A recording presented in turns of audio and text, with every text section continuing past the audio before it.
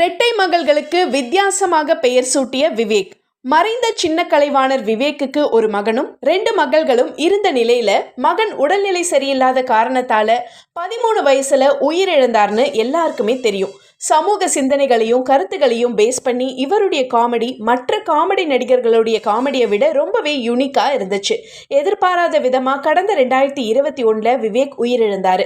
அவருக்கு 7 வயசுல இரட்டை மகள்கள் இருக்கிற விஷயம் கடந்த ஒரு வாரத்துக்கு முன்னதான் வெளிச்சத்துக்கு வந்துச்சு.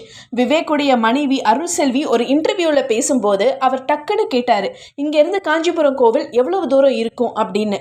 காஞ்சி காமாட்சி அம்மன் கோவிலுக்கு போன அவர் அர்ச்சகர்கிட்ட பேப்பர் வாங்கி எல்லாருடைய சாய்ஸ் மற்றும் தன்னுடைய சாய்ஸையும் பேப்பர்ல எழுதி சுருட்டி அம்பாள் பாதத்துல வச்சு 2 மட்டும் தேர்ந்தெடுத்து கொடுங்க அப்படின்னு சொன்னாராம்.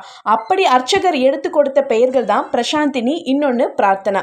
இதுல ஒரு பியூட்டி என்னன்னா, விவேக் மனைவி அருள்செல்வி வார்த்தைக்கு வார்த்தை அவரை சார் சார்னு அழகா கூப்பிட்டதுதான்.